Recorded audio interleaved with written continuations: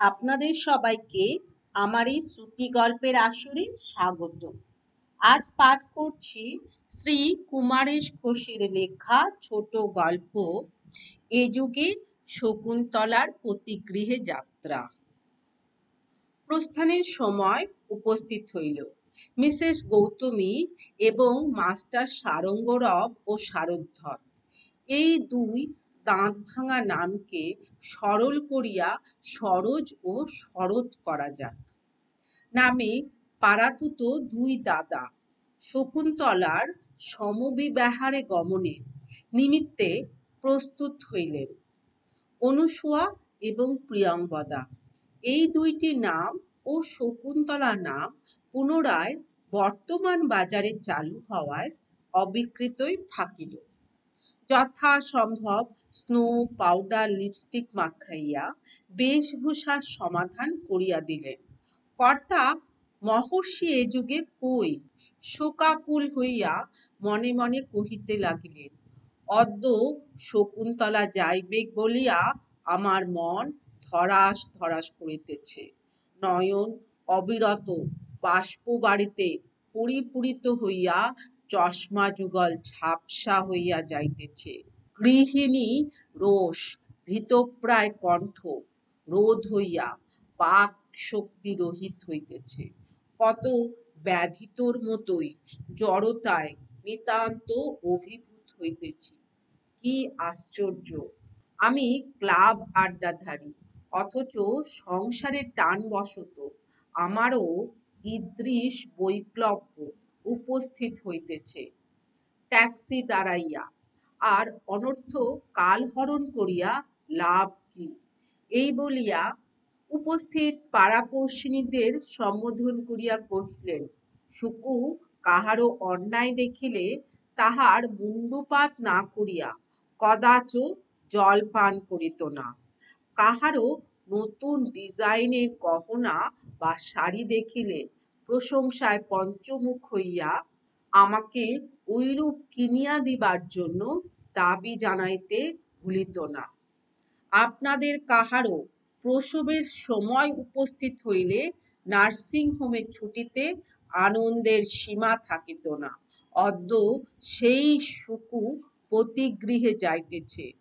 আপনারা সকলে কংগ্রাচুলেশন জানান। অনন্তর সকলে গাত্রোত্থান করিলেন। শকুন্তলা গুরুজনদিগকে ঈষৎ মিষ্টি হাসিতে বশ করিয়া প্রিয়ংবদার নিকটে গিয়া চক্ষু নাচাইয়া ইঙ্গিতে তাহাকে আড়ালে লইয়া গিয়া কহিতে লাগিলেন, দেখ পিবি। প্রিয়ংবদার সংক্ষিপ্ত উচ্চারণ। সুশান্তকে দেখিবার নিমিত্ত আমার চিত্ত আছাড়ি পাছাড়ি খাইতেছে বটে, কিন্তু এতদিনের পাড়া পরিত্যাগ করিয়া যাইতে আমার পা উঠিতেছে না। প্রিয়ংবদা কহিলেন, তা বটে, তুই যে কেবল পাড়া ছাড়িতে কাতর হইতেছিস এরূপ নহে। তোর বিরহে পল্লীপুত্রদের, সরল বাংলায় পাড়ার ছেলেদের কি অবস্থা ঘটিতেছে চাহিয়া দেখ। সবাই নিরানন্দ ও শোকাকুল। মনুদা কবিতা লেখায় পরাণমুখ হইয়া স্থির হইয়া রহিয়াছে। হাতের কলম হাত হইতে পড়িয়া যাইতেছে। পার্শ্ববর্তী বাটির সোমনাথ জানালা পরিত্যাগ করিয়া অধোমুখ হইয়া আছে।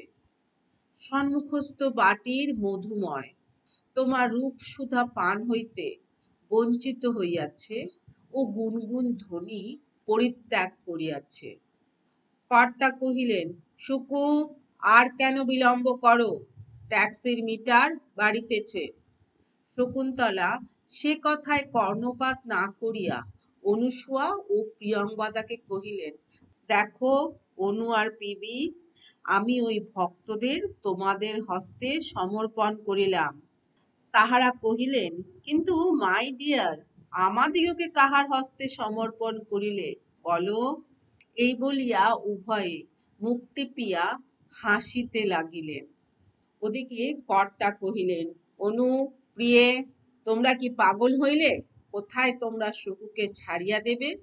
না হইয়া তোমরাই গল্পে মাতিয়া উঠিলে। এক পূর্ণগর্ভা কুক্কুরী বারান্দায় শয়ন করিয়াছিল। তাহার দিকে দৃষ্টিপাত হওয়াতে শকুন্তলা কর্তাকে কহিলেন, ড্যাডি, এই রোজই নির্বিঘ্নে প্রসব হইলে আমায় একটি পাপ দিতে ভুলিবে না, বলো। কর্তা কহিলেন, না শুকু, আমি কখনোই ভুলিব না। কতিপয় পথ গমন করিয়া শকুন্তলার গতি ভঙ্গ হইল। শকুন্তলা, আমার ভ্যানিটি ব্যাগ ধরিয়া কে টানিতেছে? এই বলিয়া মুখ ফিরাইলেন।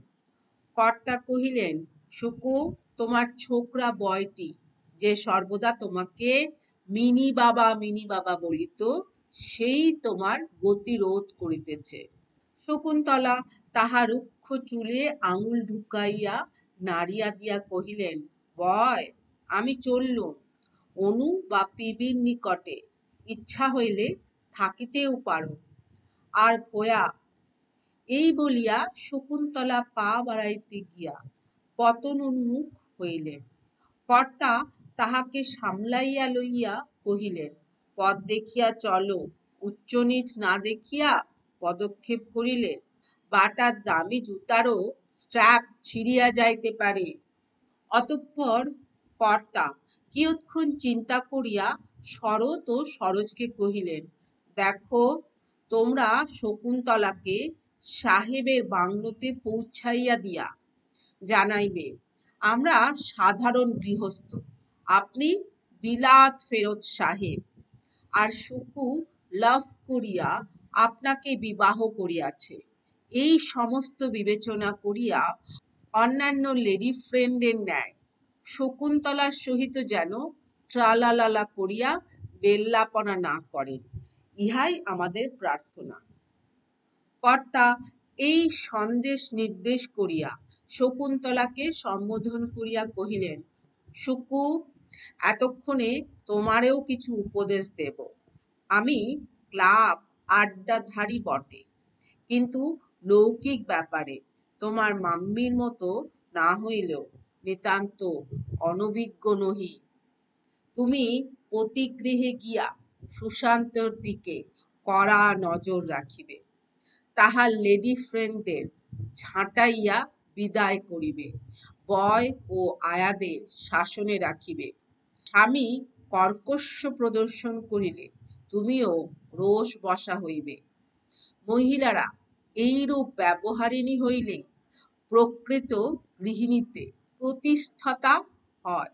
ইহা কহিয়া বলিলেন, দেখো, তোমার মামি বা কি বলেন। মিসেস গৌতমী কহিলেন, এই বই আর কি বলিয়া দিতে হইবে। পরে শকুন্তলাকে কহিলেন, মা শুকু, উনি যেগুলো বলিলেন তাহা আমারই শেখানো গুলি মাত্র। অনুসুয়া এবং প্রিয়ঙ্গদা একান্তে শকুন্তলাকে ডাকিয়া কহিলেন, যদি মিস্টার মুখার্জি তোকে প্রথমে আমল দিতে না চান, তবে তাহাকে দ্বিতীয় স্বলিখিত লাভ লেটারগুলি দেখাইবে। সঙ্গে লইয়াছিস তো? শকুন্তলা শুনিয়া অতিশয় ক্রুদ্ধ হইয়া কহিলেন, বিবি, তোমরা এত ভয় পাইতেছ কেন? ইয়ার্কি নাকি? বিবি তাড়াতাড়ি কহিলেন, না ভাই, মানে এই আর কি, শুনিলাম কি না ভদ্রলোক নাকি বড়ই বকিয়া গিয়াছেন। এইরূপে ক্রমে ক্রমে সকলের কাছে বিদায় লইয়া শকুন্তলা পরোপকারী পাড়াতুতো দাদাদের সমভিব্যাহারে প্রবাসী স্বামী মিস্টার সুশান্ত মুখার্জির কর্মস্থল দিল্লির উদ্দেশ্যে ট্যাক্সিতে হাওড়া স্টেশন অভিমুখে প্রস্থান করিলেন। এইখানে বলিয়া রাখা ভালো, কর্তা বড় হুঁশিয়ার লোক, সেই কারণে একজন দাদার সহিত শকুন্তলাকে পতিগৃহে না পাঠাইয়া দুইজন দাদার সহিত পাঠাইলেন, যাহাতে তাহার কন্যার সহিত একজনের কোনরূপ বদ আচরণ দেখিলে অপরজন হিংসা পরবশ হইয়া পাঁচখানা করিয়া তাহাকে জানাইতে পারেন। হয়তো সে যুগে মহর্ষি কর্ণেরও মনোগত ভাব তাহাই ছিল, তবে বিদ্যাসাগর মহাশয় তাহা লজ্জায় প্রকাশ করিতে পারেন নাই, কিংবা সৎ ব্রাহ্মণ পণ্ডিত বিধায় ঐরূপ কোনো কুভাব তাহার মনে আসে নাই। অতঃপর ক্রমে ক্রমে শকুন্তলাদের ট্যাক্সি দৃষ্টিপথের বহির্ভূত হইলে কর্তা মনে মনে কহিতে লাগিলেন, যাহার জিনিস তাহার ঘাড়ে তো গছাইয়া দেওয়া গেল, এখন আমি নিশ্চিন্ত ও নিরুদ্বেগ হইলাম। এতক্ষণ আমার সঙ্গে থাকার জন্য অসংখ্য ধন্যবাদ। প্রিয়জনদের নিয়ে খুব ভালো থাকুন। দেখা হবে আগামী শ্রুতি গল্পের আসরে।